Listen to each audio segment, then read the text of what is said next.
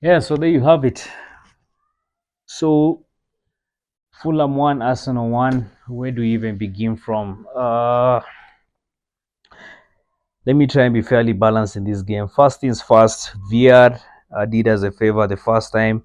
The second time, we basically just didn't do us any favor. But anyway, fair enough. But they're good. They drew the lines, and clearly that was offside by Martinelli.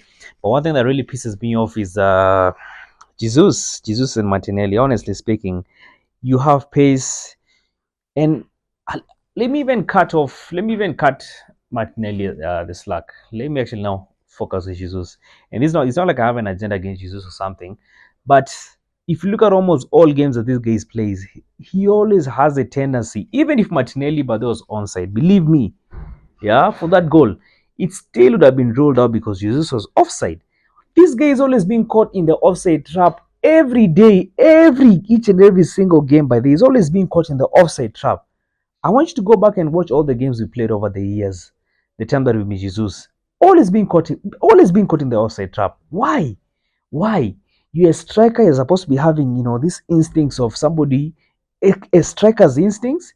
You're always being caught offside. Listen, I think I've said this and I'll say this again. Guy came in, few minutes he came in, has been doing nothing, did nothing. It's time we move on by the January, sell that guy by the Serge Jesus. And Martinelli is also another one, but they are cutting you the slack. But I'm telling you, the next time you're going to do this kind of nonsense you're doing, we also need to see, you also need to go. I mean, guys, man, we're in the title contention, honestly. Yeah? We have we had an opportunity to close the gap between us and Liverpool. The game was postponed yesterday, and we do this. Honestly, that was just I don't know what to say, man. I really don't know what to say. The first goal, Kivyo caught up napping, drops a shoulder, and Raul just basically gets the ball back in the net. Yo, at times being a football fan is man. I think some of the reasons why I actually set up this channel by this to to enable me to express myself and say these things. But I'm telling you, but the sports can actually give you stress. Sports, especially my team, but they can give you Arsenal can give you ulcers. Over the years, what this team has been doing to us, man. This team, man. At times, so I don't know. What do we say? Are we still in the title contention, or can you say the title contention is basically up and you just give it to Liverpool? Man, this sucks. This sucks. But anyway, having said that, let's just basically dissect the game. Let's dissect each and every play in the game. Start with the goalkeeper. Uh, of course, as usual, but they did good distributions. Played all right. Didn't really have much to do because the better part of this game, I think it was just total domination by Arsenal. We dominated, but we just couldn't score. We just couldn't score. You know, center back position.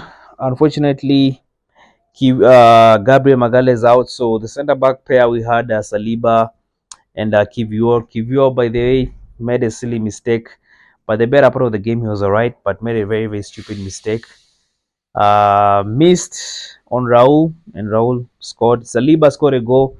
Had a great game, by the way. Thomas Partey playing in the right back position. Actually, last season, if you remember, Thomas Partey equally played right back when we were playing Fulham, and we dropped points in that game as well. So there's a lot of similarities in last season, this season, of dropping points, and it's just a replica of what happened last season. Thomas Partey, he was okay. He was okay. Had an okay game. The midfield, Jorginho, didn't see much of him. Was honestly, I didn't see much of Jorginho, by the way.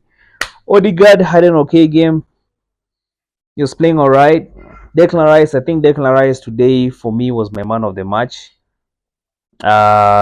You can see that you can now clearly see the Declan Rice that we missed some couple of months ago. You can see, man, he's running. He's all over the place, man. This guy is just. Yeah, I'm actually impressed by his performance so far. Forwards, Kai to the fucking others. That guy pisses me off, man. Listen, man. I think it's actually very late to get a striker because then if you get a striker by the end of January, what? Listen, that transfer window is the thing that actually might just cost us the league. I'm telling you, that transfer window, we got Sterling on loan. What has this guy done? It's now 3 months. Sterling has barely played in this team. The guy is basically just warming the bench. Havertz, very pathetic performance. They can shoot. Havertz, you can't shoot, honestly. A striker, you can't shoot. Bukayo Saka scored a goal but was ruled out. I think actually it was from all the attackers, the only guy who I thought actually was trying and actually creating havoc by there for Newcastle was Bukayo Saka. Martinelli stinking the whole time. The guy could barely do anything. Trossard, actually, by the Trossard also stinking the whole time. Martinelli, man, I just don't know what happened to this boy. This boy he just doesn't have this Brazilian flair in him anymore. Same to Jesus, the subs. Jesus, I think we are done with Jesus. Just move on to the next one. You no longer, by the way, qualified to even be in this team. I think it's time by the for him to go. Go to Ethan Noeri. Really can't blame the kid. I mean, I didn't even think it was necessary bringing him on because we needed a goal. Why take off? Why take off Trossard? And that brings me back to Mikel Arteta.